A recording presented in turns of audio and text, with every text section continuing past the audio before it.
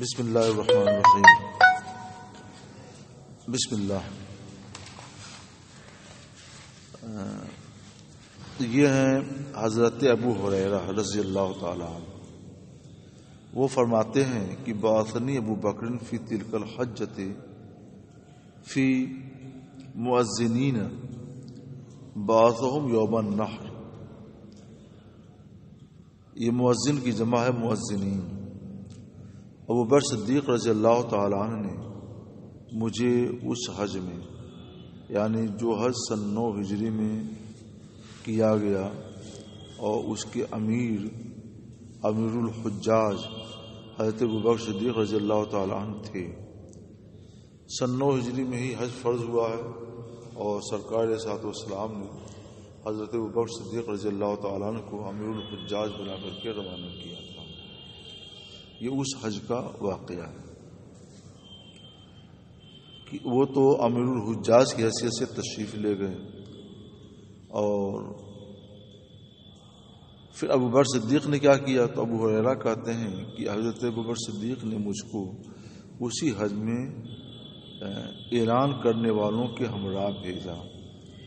ان کو آپ نے قربانی کے دن بھیجا، یوم النحر کو، یعنی 10ویں ذی الحجہ کو بھیجا، جو مینا میں یہ اعلان کر دیں کہ اللہ یحج بعد العام مشرکون، کہ اس سال کے بعد کوئی مشرک حج نہ کرے اور کوئی ننگا آدمی بیت اللہ شریف کا طواف نہ کرے۔ وہ لوگ اصل میں آتے تھے تو وہ بالکل مادرزاد برہنہ ہو کر کے بیت اللہ کا طواف کرتے تھے۔ تو اصل میں ممانعت بیت اللہ شریف سے کا ننگا طواف کرنے سے ہوگی۔ وہ سمجھتے تھے کہ بیت اللہ شریف کا ننگا طواف کرنا یہ ایک عبادت ہے، اللہ اس سے راضی ہوتا ہے۔ حالانکہ جب آدمی جوان ہو جائے تو اس کا ننگا رہنا یہ برا ہے اور ہر قوم میں یہ معیوب ہے، غلط ہے۔ تو اس لیے سرکار علیہ الصلوۃ والسلام نے ممانعت فرما دی کہ اگلے سال سے کوئی بھی برہنہ آدمی بیت اللہ شریف کا طواف نہ کرے۔ حمید بن عبد الرحمن کہتے ہیں کہ اس کے بعد رسول اللہ صلی اللہ علیہ وسلم نے علی بن ابو طالب کو بھیجا۔ ارداف کے معنی آتے ہیں پیچھے کرنے کے، پیچھے رکھنے کے۔ مراد ہے رسول اللہ صلی اللہ تعالی وسلم نے ابو بکر صدیق رضی اللہ تعالیٰ عنہ کو بھیجنے کے بعد علی بن ابو طالب کو بھیجا اور انہیں حکم دیا کہ وہ بیزاری کا اعلان کر دیں، یعنی اور فآذن معنا۔ ابو ہریرہ کہتے ہیں تو انہوں نے ہمارے ساتھ اعلان کیا یوم النحر کو اہل مینا میں برات کا، اور یہ کہ اس سال کے بعد کوئی شخص بیت اللہ شریف کا ننگا طواف نہ کرے۔ قال ابو عبداللہ آذنہم عالمہم۔ آذنہم کا معنی ہے عالمہم، یعنی ان کو بتایا، ان کو ان کے درمیان اعلان کیا۔ یہ آذنہ کا معنی، آذنہ یوزن ایذان کا معنی۔ تو یہ ایسا کیوں کیا سرکار صلی اللہ علیہ وسلم نے؟ پہلے ابو بکر صدیق کو بھیجا تو وہ گئے تھے امیر الحاج کی حیثیت سے، امیر الحجاج کی حیثیت سے، اور بعد میں جو حضرت علی رضی اللہ تعالیٰ عنہ گئے تھے تو خاص اس اعلان کے لیے وہ گئے تھے۔ باب واذان من اللہ ورسولہ الی الناس یوم الحج الاکبر۔ اللہ اور اللہ کے رسول کی طرف سے لوگوں کو حج اکبر کا اعلان ہے، اور پھر وہ پوری بات ہے جو آپ کے پیش نظر ہے۔ حج اکبر، جس سال سرکار علیہ الصلوۃ والسلام نے حج کیا ہے اس حج کو حج اکبر کہتے ہیں۔ حج اکبر کیوں کہتے ہیں؟ اس کی مختلف وجہیں بیان کی گئی ہیں، لیکن جو سب سے اچھی وجہ مجھ کو سمجھ میں آتی ہے وہ یہ ہے کہ اس حج میں خود حضور سید عالم صلی اللہ تعالی علیہ وسلم امیر الحاج کی حیثیت سے یا امیر الحجاج کی حیثیت سے شریک تھے۔ تو جس حج میں سرکار تشریف فرما ہو اس حج سے بڑا کوئی حج نہیں ہو سکتا۔ اس حیثیت سے وہ حج اکبر ہوا۔ وہ حج جمعے کے دن پڑا تھا، تو اس حیثیت سے اس کے حج اکبر کہا جاتا ہے کہ جمعہ کا دن یہ خود ایک عید کا دن ہے، اور یوم عرفہ جو یوم الحج ہے یہ بھی عید کا دن ہے، تو دو دنوں کا سنگم ہو گیا، مجمع ہو گیا، تو اس وجہ سے اس کو حج اکبر کہا جاتا ہے۔ اور اسی مناسبت سے لوگ آج اگر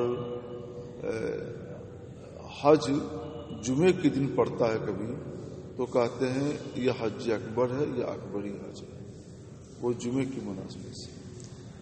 ورنہ میں جو سمجھتا ہوں وہ تو یہی ہے کہ جس حج میں سرکار علیہ الصلوۃ والسلام تشریف فرما ہو وہ حج اکبر ہے، تو اس لحاظ سے تو یہ بڑی بات ہوئی اور وہ فضیلت اب حاصل نہیں ہوگی۔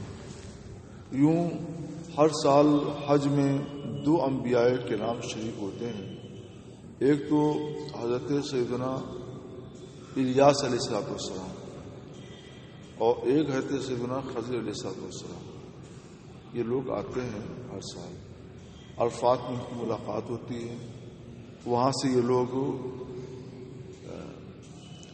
چاہے زمزم شریف پر آ کر کے آپ زمزم شریف جی بھر کے پی لیتے ہیں، وہی پینا ان لوگوں کے لیے سال بھر کے لیے غذا بن جاتا ہے، ناشتہ بھی، کھانا بھی، سب کچھ، اور پانی بھی، وہ سب کچھ بن جاتا ہے۔ تو یہ اللہ نے بڑی برکت دی ہے آب زمزم کے اندر، اس کے اندر غذائیت بہت ہے، اور ساتھ ہی ساتھ شفا بھی ہے جب اللہ چاہے۔ میں 1996 میں حج کے لیے گیا تو بس کسی طور پہ چلا گیا تھا، تو میرا معمول یہ تھا کہ ایک دن یا دو دن میں نے ناشتہ کیا، پھر میں نے سوچا کہ جب انبیاء کرام دو انبیاء کرام آتے ہیں اور ان کے لیے یہ آب زمزم شریف سال بھر کے لیے کھانا، ناشتہ، پانی سب بن جاتا ہے، تو ہمارے لیے کم سے کم ناشتہ بننا چاہیے۔ تو فجر کے بعد طواف کرتے تھے اور جا کر چاہے زمزم شریف پر جی بھر کر کے آب زمزم شریف پی لیتے تھے، اس نیت سے کہ یہی ہمارے لیے ناشتہ ہے۔ جب سے نیت کر لی تو پھر اللہ کا شکر ہے کہ بھوک کا کوئی احساس ہی نہیں ہوتا تھا، یہ ناشتہ کر کے آتا تھا تو باہر ایک چائے پی لیتا تھا، 1 ریال کی ایک چائے پی لیتا تھا، اور اس کے بعد طبیعت بالکل آسودہ رہتی تھی، اب کچھ کھانے پینے کو من نہیں کرتی، 11 اور 12 کے بیچ میں کھانا مل جاتا تھا، وہ کفایت کرتا تھا۔ مگر آب زمزم شریف جو ملتا ہے وہ بہت ٹھنڈا ہوتا ہے، تو ٹھنڈا پانی پینے میں بہت اچھا لگتا ہے، اور بعد میں پیشاب بہت لگتا تھا، تو اب یہ ہوا کہ اتنا پیشاب کون کرے گا، یہ تو ہم دیکھتے ہیں محرومی ہو جائے گی۔ تو پھر خیال میں آیا کہ ماؤ زمزمہ لما شرب لہ، جس مقصد کے لیے پیا جائے وہ مقصد، اسی مقصد کے لیے آپ زمزم، تو میں نے ناشتے کے لیے پیا تو ناشتے کے لیے ہو گیا، تو ایک بار اس نیت سے پی لیں کہ پیشاب زیادہ نہ لگے، تو پھر وہی ہوا کہ بس 1 سے 2 بار پیشاب کرنے کے لیے جاتا تھا، اس سے زیادہ نہیں۔ یہ کچھ ساتھ اجابت ہوتی ہے، اللہ تعالیٰ قبول فرما لیتا ہے۔ حج کے بعد جب آئے تو دوپہر میں میں طواف کے لیے نہیں جاتا تھا، کیونکہ دھوپ بہت تیز ہوتی ہے، تو میں نے سوچا کہ ہمیشہ تو آنا نہیں ہے، اور مختلف اوقات میں نے طواف کیے ہیں، آج میں چلچلاتی دھوپ میں طواف کروں تاکہ اس وقت میں بھی طواف کی سعادت حاصل ہو جائے۔ تقریباً 1 گھنٹہ لگتا ہے طواف کرنے میں، اور اس کے بعد ہی آب زمزم شریف پینا ہوتا ہے، تو اب پیاس بھی لگ گئی تھی اور بھوک کا بھی احساس تھا۔ اس دن میں نے ناشتہ جو ہے آب زمزم ہی کیا تھا، اور پھر یہ ہوا کہ چلو ایک روز جو ہے دھوپ میں طواف کر لیں اور دوپہر کا کھانا بھی آب زمزم شریف کو ہی بنا لیں۔ آخر دو انبیاء کرام ہیں جن کے لیے سال بھر کے لیے کھانا ہو جاتا ہے، ناشتہ بھی ہو جاتا ہے، دونوں ہو جاتا ہے، اور پانی بھی ہو جاتا ہے، ناشتہ بھی، کھانا بھی، پانی بھی، سب سال بھر کے لیے ہو جاتا ہے۔ تو اس روز میں نے صرف ناشتہ کیا تھا اور پھر آئے، دھوپ میں طواف کیا اور آب زمزم شریف پر گئے اور اس نیت سے میں نے پانی پیا جی بھر کر کے کہ آج یہی میرے لیے طعام بھی ہوگا۔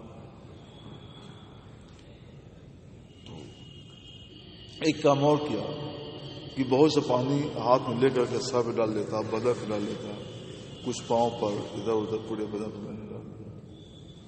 آدھا سے زیادہ میں بھیگ ہی گیا اور پانی اچھا بھی ہوتا تھا، گرمی کا موسم تھا۔ اپریل کا 27 اپریل کو حج ہوا تھا، تو 27، 28، 29، 30 شاید 2-3 مئی کی بات ہی ہو۔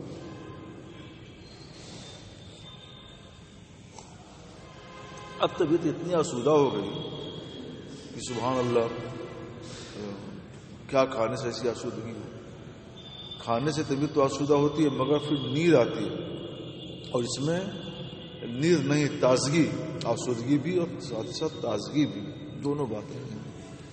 اب میں وہاں سے اپنے باپ کی طرف چلا، باب العزیز کی طرف، کہ ادھر سے نکل کر کے اپنے قیام گاہ پر چلے جائیں۔ تو میں نے سامنے سے دیکھا کہ 2 آدمی بڑی تیزی کے ساتھ، ادھیڑ عمر کے ہیں اور تیزی کے ساتھ چلے آ رہے ہیں۔ تو میں تھوڑا سا راستے سے کنارے ہوا کہ لوگ رفتار میں جا رہے ہیں، نکل جائیں۔ وہ قریب آئے، آگے پیچھے تھے، تو قریب آئے تو بغیر بولے ہوئے ایک ساتھ جو ہے معانقہ سے لپٹ گئے، معانقہ کیا اور میری پیٹھ پر ایسے 3 مرتبہ تھپتھپایا۔ تو بہت محبت سے ملے، تو میں نے سوچا کہ چھوڑتے ہیں، تو میں پوچھتا ہوں آپ کون ہیں، کہاں سے آپ آئے ہیں۔ بڑی محبت اس کو تو آپ نے پیش کیا۔ اس سے پہلے کہ میں ان سے کچھ پوچھتا، چھوڑا اور تیزی سے روانہ ہو گئے۔ پھر دوسرے صاحب نے بھی ایسے کیا، تو سوچا ان سے ضرور پوچھوں گا۔ میں ان سے بھی نہیں پوچھ سکے، وہ بھی چھوڑے اور فوراً جو ہے وہ بھی روانہ ہو گئے۔ تو میں پھر حسرت سے پیچھے مڑ کر دیکھتا رہا، جدھر کے دیکھتا رہا، تھوڑی دور تک دیکھتا رہا۔ پھر وہ مجمع ہے نا، ہزاروں ہزار لاکھوں کا مجمع رہتا ہے مسجد حرام شریف میں، اس بھیڑ میں کہیں وہ لوگ گھوم رہے ہیں۔ نہ وہ کچھ بولے نہ کچھ میں کچھ بولا، لیکن میں بولنا چاہتا تھا، نہیں بول سکا۔ پھر کچھ دیر میں چپ چاپ آہستہ آہستہ چل رہا، پہلے رفتار میں چل رہا تھا، پھر آہستہ آہستہ چلنے لگا۔ یہ کون لوگ تھے، کیسے آئے تھے؟ تو میرے ذہن میں ایک اچھا احساس پیدا ہوا فوراً کہ شاید یہ وہی 2 حضرات ہیں جن کی سنت کی کو دل میں بسا کر کے میں نے آج آب زمزم شریف کو ناشتہ بھی بنایا، کھانا بھی بنایا، اور 1 مہینے سے میں انہی کی سنت کو دل میں بسا کر کے آب زمزم کا ناشتہ کرتا ہوں۔ غالباً یہی ہوں۔ وہ تصور آج بھی جب دلوں میں آتا ہے نا، ایک خوشگوار احساس پیدا ہوتا ہے۔ حضرت سیدنا خضر علیہ السلام، حضرت سیدنا الیاس علیہ السلام، کوئی یقین سے تو کچھ بھی نہیں کہا جا سکتا ہے، کوئی بھی ہو سکتا ہے، مگر موقع کی مناسبت سے ایسا لگتا ہے اور پھر طبیعت میں بڑی فرحت رہے۔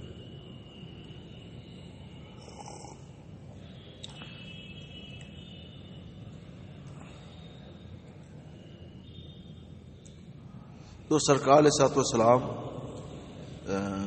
نے جس سال حج کیا ہے وہ سال حج اکبر کا ہے۔ اچھا، اس کے بعد یہ حدیث، پھر وہی حدیث نقل کر رہے ہیں، وہی لا طوف بالبیت عریان والی۔ طواف کے بعد پھر وہی آپ زمزم شریف پہ جاتے ہیں، اور اس میں جو ہے یہ دونوں انبیاء کرام طواف زیارت میں بھی شریک ہوتے ہیں، وقوف عرفہ میں شریک ہوتے ہیں، اور آب زمزم شریف کو نوش کرنے میں شریک ہوتے ہیں۔ اب اس وقت جس کا نصیبہ بیدار ہو، جو ان کے ساتھ میں شریک ہو۔ حضرت علیہ رحمٰن لکھا ہے کہ جب دعا کرے وقوف عرفہ میں تو دل میں یہ نیت رکھے کہ اس مجمع میں یہ دو انبیاء کرام بھی ہیں جن کی دعا اللہ تعالیٰ رد نہیں فرماتا، تو انشاءاللہ دعا مقبول ہے. اس طرح کا ذہن دیا اللہ تعالیٰ رحمٰن نے. اس کے بعد ایک آیت کریمہ ہے، اور اس آیت کریمہ کے بعد بھی یہی حدیث نقل کی ہے امام بخاری رحمۃ اللہ تعالی علیہ نے. پھر آخری باب کے تحت ایک آیت کریمہ ہے، اس کو آپ لوگ دیکھ لیں گے. یہاں میں صرف حدیث پاک پڑھانا چاہتا ہوں. زید بن وہب کا بیان ہے، کننا عند حذیفہ، ہم لوگ ہے تو حذیفہ بن یمان رضی اللہ تعالیٰ کے پاس تھے. حضرت حذیفہ بن یمان رضی اللہ تعالیٰ صاحب و سر رسول اللہ تھے. رسول اللہ صلی اللہ تعالی وسلم نے اپنے بہت سے راز ان کو بتائے تھے، اور کبھی کبھی ان راز کی باتوں کو انہوں نے وقت حاجت، وقت ضرورت صحابہ کرام کو بتایا بھی ہے. انہی میں سے ایک راز یہ بھی ہے. دیکھو انہوں نے فرمایا، حضرت حذیفہ رضی اللہ تعالیٰ نے، ما بقیہ من اصحاب حاضر آیا. یہ جو آیت کریمہ آپ دیکھ رہے ہیں نا، ان آیت کریمہ میں جن کے لیے اللہ تعالیٰ نے، جن کو اللہ تعالیٰ نے ائمہ کہا ہے، تو ان کے بارے میں اس آیت والوں میں سے صرف 3 لوگ باقی رہ گئے ہیں، اور منافقین میں سے صرف 4 لوگ باقی رہ گئے ہیں. اس کا مطلب یہ ہوا کہ سرکار نے فرما دیا تھا کہ یہ ائمہ کون لوگ ہیں اور منافقین کون کون لوگ ہیں. سرکار کے بتانے سے ان کو منافقین کا نام بنانا نہیں تھا، فلاں فلاں فلاں فلاں فلاں فلاں منافق. اور یہ ائمہ جن کو دیکھ رہے ہیں آپ نے آیت کریمہ میں، ان ائمہ کے بارے میں بھی سرکار کے بتانے سے ان کو معلوم تھا فلاں فلاں فلاں فلاں یہ اس بات کے ائمہ ہیں. تو فرماتے ہیں کہ اس آیت سے تعلق رکھنے والے صرف 3 آدمی باقی رہ گئے، اور منافقین میں سے صرف 4 آدمی باقی رہ گئے. تو ایک اعرابی نے کہا، اعرابی کہتے ہیں عرب جاتی کو، آپ لوگ اصحاب محمد ہیں. انکم میں کم ضمیر، یہ تو جمع کے لیے ہے، لیکن جیسے اردو زبان میں یہ ضمیر کم، یہ ضمیر جمع تعظیم کے لیے آتی ہے، ویسے عربی زبان میں بھی ضمیر جمع تعظیم کے لیے آتی ہے. آپ حضرات اصحاب محمد ہیں صلی اللہ علیہ وسلم. تو خبرونا، آپ بتائیں، لا ندری، کیا ہوگا، تو خبرون، آپ لوگ ہم کو بتائیں. اچھا ٹھیک ہے، وہاں پہ جملہ تام ہو جاتا ہے. بس میں تو خبروننا ہے، خبر و تخبیر سے آپ لوگ ہمیں بتاتے ہیں. آپ لوگ اصحاب محمد ہیں، آپ لوگ ہمیں بتاتے ہیں کہ کیا کیا واقع ہوا، تو ہم لوگ جانتے ہیں. لا ندری، اچھا آپ لوگ ہمیں ان باتوں کو بتاتے ہیں جو ہم لوگ نہیں جانتے ہیں. فما بالو ہؤلاء الذین یبقرون بیوتنا، ان لوگوں کا کیا حال ہے جو بقر یبقرون کے معنی آتے ہیں سوراخ کرنے کے، جو لوگ ہمارے گھروں میں سوراخ کرتے ہیں. وہ یسرقون اعلاقنا، اعلاق الگ اجماع ہے، اور ہمارے مراد قیمتی مال، اور ہمارے قیمتی مال چوری کر لے جاتے ہیں. وہ نقب لگانا، جو ہمارے گھروں میں نقب لگاتے ہیں اور جو ہمارا قیمتی مال ہے وہ چوری کر کے لے جاتے ہیں رات میں. ان کو کیا کہیں گے آپ؟ وہ اصل میں اعرابی کی طرف سے ایک بات پوچھی گئی تھی سمجھنے کے لیے کہ منافقین آپ بتا رہے ہیں کہ صرف 4 ہیں، یہ بھی لوگ تو منافق ہی ہوں گے جو لوگ رات میں جب ہم لوگ سو جاتے ہیں تو گھروں میں نقب لگا دیتے ہیں اور اندر آ کر کے قیمتی مال چرا لے جاتے ہیں. ان سے بڑا منافق کون ہوگا کہ سامنے ملو تو بہت محبت سے ملتے ہیں اور اندر وہ نفاق چھپائے رہتے ہیں. ایسے دیکھا جائے تو منافقین کی تعداد تو بے شمار ہو جائے گی. اور آپ کہتے ہیں کل 4 ہیں. تو فرمایا تو حذیفہ بن یمان نے اولئک الفساق، یہ لوگ تو فساق ہے، فاسق جمع، یہ منافقین نہیں ہیں، یہ فساق ہے۔ فساق الگ ہے، منافقین الگ ہیں۔ اجل ہاں لم یبق منہم، ہاں ان میں سے یعنی منافقین میں سے صرف 4 ہی باقی رہے ہیں، 4 سے زیادہ نہیں۔ انہوں نے اپنی باتوں پھر دوہرا دیا کہ میں نے جو کہا ہے وہ جذب کے ساتھ انہوں نے بتایا۔ آخر اتنا جذب کیوں؟ وہ وجہ وہی ہے، خود سے نہیں جانتے تھے، ان کو رسول اللہ نے بتایا تھا۔ رسول اللہ خود سے نہیں جانتے تھے، ان کو اللہ نے بتایا تھا۔ تو رسول اللہ کے واسطے سے ان کے پاس، حضرت حذیفہ بن یمان کے پاس اللہ کا علم محفوظ ہے، اس لیے اتنے جذب کے ساتھ انہوں نے بتایا کہ وہ فساق ہیں، وہ اہل نفاق نہیں ہیں۔ ہاں یہ بات حق ہے کہ اب 4 ہی آدمی باقی رہ گئے اہل نفاق میں سے۔ احدہم شیخ کبیر، ان میں ایک تو بہت بوڑھا ہو چکا ہے، لو شرب الماء بارد، اگر وہ ٹھنڈا پانی پیے تو بھی اسے اس کی ٹھنڈک کا احساس نہیں ہوتا، یعنی اس کے قوا اس کا ساتھ چھوڑ چکے ہیں، اس کے زبان میں قوت کیا کہتے ہیں، قوت ذائقہ نہیں رہی، کچھ بھی نہیں رہی۔ تو اتنا بھی جانتے تھے کہ فنا ہے اور اتنی عمر کو پہنچ چکا ہے۔ انہوں نے اتنے جذب کے ساتھ اسی لیے بتایا تاکہ اس اعرابی کو اطمینان ہو جائے۔ والذین یکنزون الذهب والفضة ولا ينفقونها في سبيل الله فبشرهم بعذاب أليم۔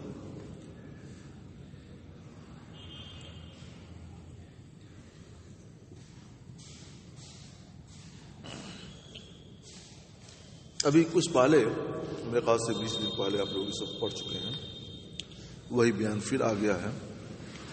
اور ششماہی اول میں زکوٰۃ کے بیان جو آپ لوگوں نے پڑھا نا، تو وہاں پر اس پر ہم نے تفصیل سے گفتگو کر دی تھی، اور وہاں یہاں تو حدیث مختصر آ رہی ہے، وہاں حدیث تفصیل سے آئی تھی، لیکن ایک حدیث میں پڑھ دیتا ہوں تاکہ آپ لوگوں کو اس بحث کا احساس ہو جائے۔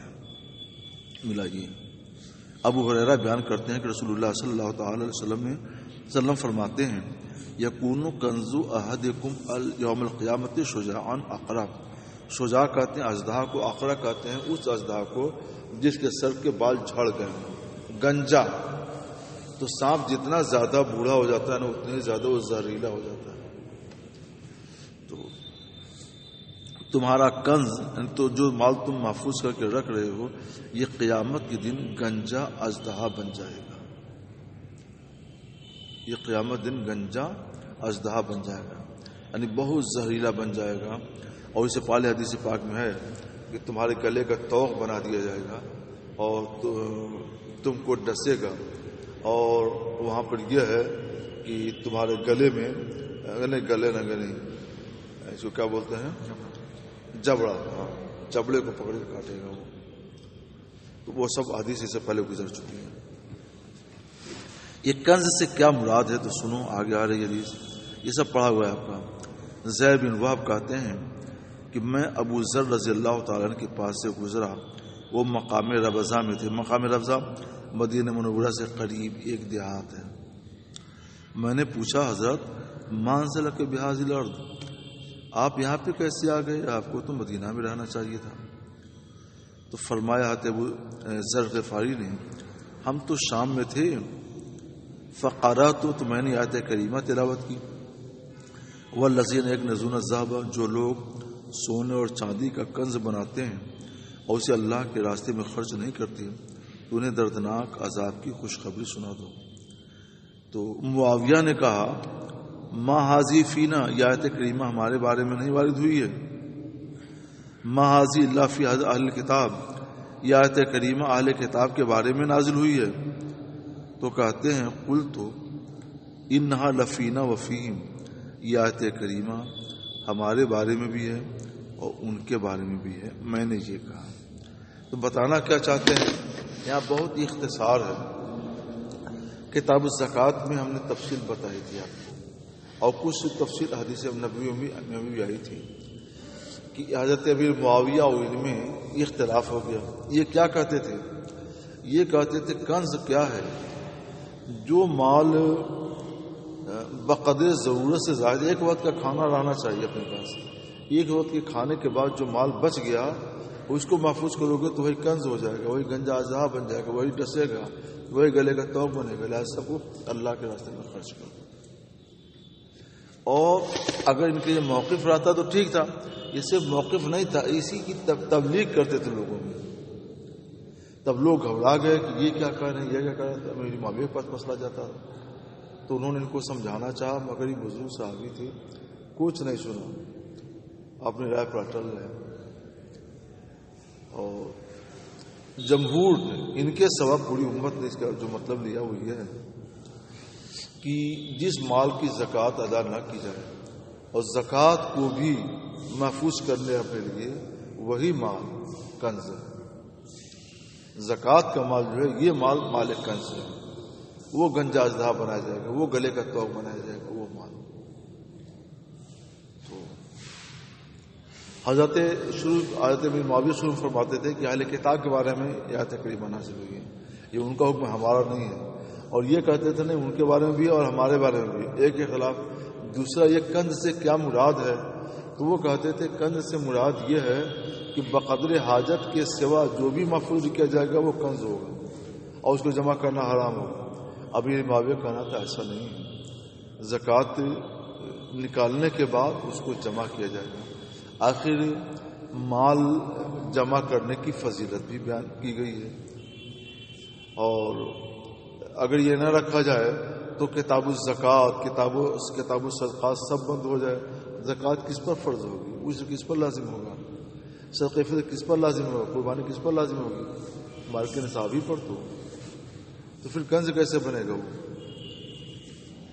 تو یعنی وہ حرام نہیں ہو سکتا تھا. تو یہ عام امت کے فہم کے خلاف تھی یہ بات جو حضرت ابو ذر غفاری رضی اللہ تعالیٰ فرماتے تھے, اور اس کی وجہ سے انتشار پیدا ہو رہا تھا. تو وہ کہنے امیر معاویہ کچھ کر نہیں سکتے تھے, تو انہوں نے حضرت عثمان غنی رضی اللہ تعالیٰ عنہ کو خط لکھا کہ ایسا ایسا معاملہ ہے, آپ کسی مصلحت سے کسی حسن تدبیر سے آپ ان کو اپنے ہاں بلا لیجیے. تو انہوں نے اپنے ہاں خط لکھ کر بلا لیا. یہاں آئے تو یہاں بھی وہی تبلیغ شروع ہو گئی اور پھر خلافات شروع ہو گئے. تو حضرت امیر معاویہ رضی اللہ تعالیٰ نے فرمایا, حضرت عثمان غنی رضی اللہ تعالیٰ نے فرمایا کہ جناب والا, آپ کے لیے بہتر ہے کہ مقامی آبادی کو منتخب کر لیں, وہاں رکھ کر کے آپ اپنا وقت گزاریں. وہاں کوئی رہے گا نہیں, اکیلے آپ اپنے موقع پر ڈٹے رہیے گا, قائم رہیے گا, اور یہاں پہ انتشار پیدا ہو رہا ہے, اس کا کس کا مسئلہ حل کرے گا.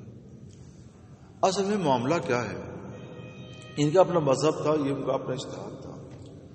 حضرت یہ بات ہم نے وہاں پہ نہیں بیان کی تھی پہلے, اب یہ نئی بات بتا رہا ہوں آپ کو.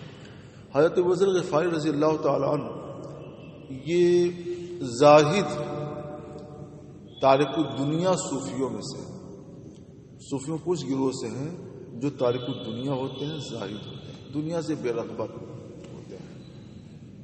تو ان کے ہاں یہی ہے کہ بس ایک وقت کا کھانے پینے کا بقدر, وہ بھی بقدر ضرورت, یعنی یہ نہیں کہ فراغت کے ساتھ کھانا, فراقی کے ساتھ کھانا, نہیں, بس اتنا جو قوت لا یموت تو اتنا ہے, اور اتنا چھوڑ کر باقی سب آپ اللہ کے راستے میں صدقہ کیجیے. تو جو لوگ واصل اللہ ہیں ان کو اس سے زیادہ کی ضرورت بھی نہیں, کچھ بھی نہیں. تو یہ اس سے زیادہ کا قول کر نہیں سکتے. ایک حدیث میں نے پڑھی تھی, حضرت رسول مقبول صلی اللہ تعالی وسلم نے فرمایا کہ ابو ذر تنہا آیا ہے, تنہا رہے گا, تنہا جائے گا.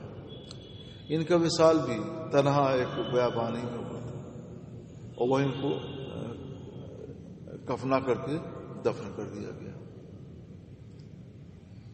تو تنہا آئے, تنہا رہے, تنہا گئے.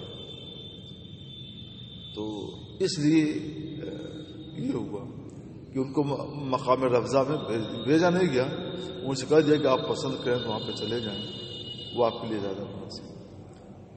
اور اس کی وجہ یہی ہے جو تارک دنیا ہو چکا تو اس کے لیے صحرا و جنگل ہی زیادہ مناسب ہے، یہ دنیا مناسب نہیں ہے۔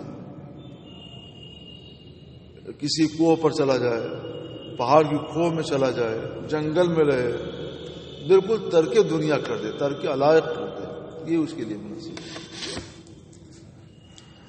تو یہ پہلے گویا زاہد الدنیا عام صحابہ میں، عوام میں پہلے بزرگ ہیں جو تارک الدنیا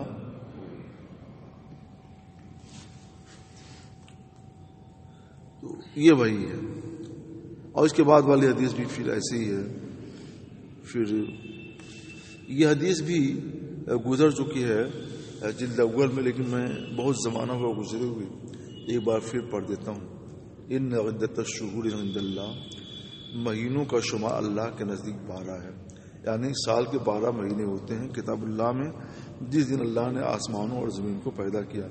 ان میں سے 4 مہینے حرمت والے ہیں، یہ سب بتایا جا چکا ہے، ذی-قعدہ، ذی-الحجہ، محرم، اور ایک رجب و مضر، رجب اس کو بولتے ہیں، یہ 4 مہینے۔ مگر اب ان کی حرمت اب باقی نہیں رہی، ابتدائی اسلام تک ان کی حرمت باقی تھی، بعد میں یہ حرمت منسوخ کر دی گئی اور یہ 4 مہینے بھی عام مہینوں کے حکم میں آ گئے۔ ان میں سے 4 حرمت والے ہیں۔ ذالک الدین القیم، یہ سیدھا دین ہے۔ اس آیت کریمہ کے تحت فرماتے ہیں، ابو بکرہ سے روایت ہے کہ نبی کریم صلی اللہ علیہ وسلم نے فرمایا، از اتفاق سے اسی صفحے میں یعنی داہنے والے صفحے میں جلد اول میں بھی حدیث داہنے صفحے میں گزری ہے اور اسی مقام پر گزری ہے وسط صفحہ کے قریب، کہ بے شک زمانہ قد استدارک حیاتی، اپنے حال کو گھوم کر چلا آیا جس دن اللہ نے آسمانوں اور زمین کو پیدا کیا تھا۔ مہینے 12 ہیں، 4 حرمت والے ہیں جن میں 3 مسلسل اختلاف حرمت والے ہیں، 3 حرمت والے ہیں، اچھا اس میں نام بھی آ گیا، ذوالقعدہ، ذوالحجہ اور محرم اور رجب و مضر، جو جمادہ اور شعبان کے درمیان ہے۔ صحیح لفظ جمادہ ہے نا، جمادہ الاولیٰ، جمادہ الاخرہ، لوگ لکھتے ہیں جمادہ الاولیٰ، جمادہ ثانی نہیں یا ثانیہ نہیں، آخرہ۔ ثانیہ اس کے لیے کہتے ہیں جس کے لیے کوئی ثالث بھی ہو، اس کا کوئی ثالث نہیں ہے تو وہی آخرہ ہے۔ تو یہ 4 مہینے جو منسوخ ہو چکے ہیں، ان کی حرمت منسوخ ہو چکی ہے۔ قد استدارک حیاتی یوم خلق اللہ السماوات والارض، تو جلد اول میں جہاں یہ حدیث آئی تھی تو ہم نے یہ بتایا تھا کہ یہ عرب 4 مہینے حرمت کے رکھتے مانتے تھے، تو ان 4 مہینوں کا وہ بہت احترام کرتے تھے، ان میں کسی سے جنگ نہیں کرتے تھے، کسی سے کوئی لڑائی جھگڑا نہیں، کسی سے گالی گلوچ نہیں، کچھ نہیں، اور بہت امن اور شانتی کے ساتھ یہ لوگ آتے جاتے رہتے تھے عرب۔ لیکن اگر کسی قبیلے سے، زمان جاہلیت کی بات ہے، جب ابھی طلوع آفتاب اسلام طلوع نہیں ہوا تھا، تو جیسے محرم کا مہینہ آ گیا اور ان کو کسی قبیلے سے جنگ کرنی ہے تو کہتے تھے ہم محرم اس کو نہیں مانتے، اس کے بعد والا مہینہ محرم رہے گا، اور وہ جنگ کر لیتے جنگ کر کے۔ تو پھر کبھی جھگڑا ہو گیا اور یہ ہوا کہ اب محرم ایک مہینہ آگے کھسک گیا نا، اب ہر 12 مہینے کھسک کر آگے چلے گیا، ایک مہینہ کر کے۔ پھر کبھی اس طرح کی بات ہوتی تھی تو پھر کہتے تھے کہ اب ہم ذوالقعدہ اس کو نہیں مانیں گے، اگلا والا مہینہ ذوالقعدہ کا ہوگا، اور یہ جو ہے یہ شوال کو ملتے ہیں، اور پھر لڑائی چھوٹ جاتی تھی، لڑائی کر لیتے تھے، جاہل تھے لوگ، زمان جاہل دستور تھا۔ ایسے ہی کھسکاتے جب جس وقت سرکار صلی اللہ علیہ وسلم نے یہ بات فرمائی تھی کہ ان الزمان قد استدارک حیاتی، اس وقت محرم گھومتے پھر اپنی اس جگہ پہ آ گیا تھا جس دن اللہ نے آسمانوں اور زمین کو پیدا کیا اور محرم کا مہینہ رکھا۔ سمجھ میں آئی بات نا؟ بس آج دوشنبے کا دن ہے، آج محرم کی 1 تاریخ ہے، اب گھسکتے آگے بڑھتے گیا. کبھی منگل کو پڑا محرم، کبھی بدھ کو، کبھی جمعرات کو، کبھی جمعہ کو، کبھی سنیچر کو، اتوار کو. پھر سرکار نے جس پڑھا تو کہا اس وقت گویا دوشنبے کو پھر محرم آ گئی. تو اب یہ تو ہم نے ایک مثال دے دی سمجھنے کے لیے، ورنہ یہ مثال مطابق نہیں ہے.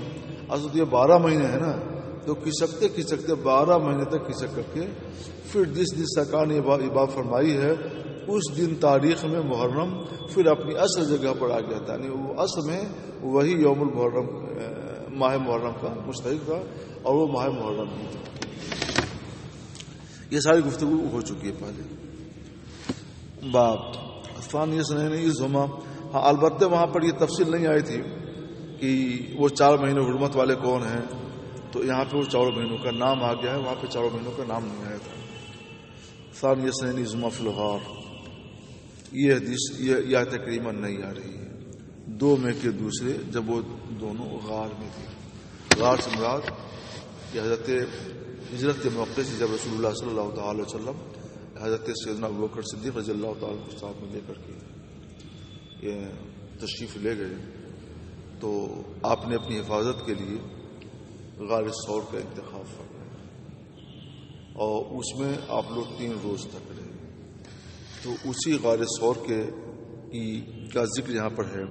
ثانی اثنین اذ ہما فی الغار. جب یہ دونوں غار میں تھے ابوبکر صدیق اور رسول اللہ، تو دونوں میں کے دوسرے کون تھے؟ حضرت ابوبکر صدیق تھے. واللہ ثالثہم، واللہ ان کا تیسرا تھا.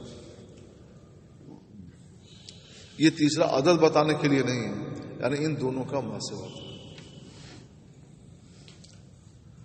ابوبکر کہتے ہیں کنت مع النبی صلی اللہ علیہ وسلم فی الغار فرأیت آثارهم قلت یا رسول اللہ لو ان احدهم رفع قدمه رآنا قال ما ظنك باثنين اللہ ثالثهما.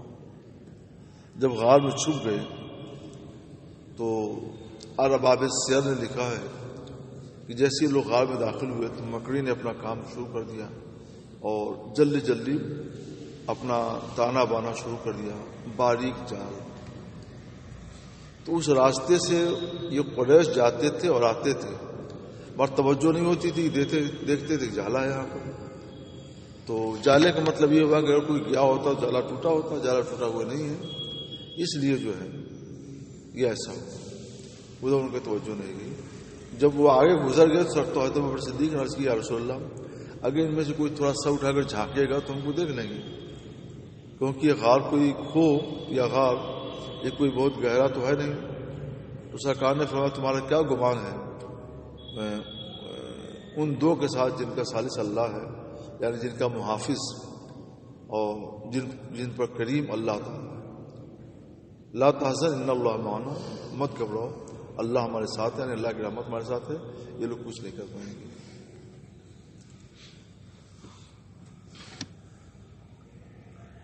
آثار اثر کی جمع ہے نشان قدم کے معنی میں.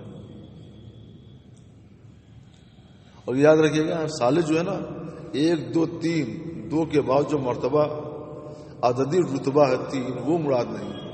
ثالث کا مطلب کیا ہے؟ سوا، جو ان دونوں کے سوا.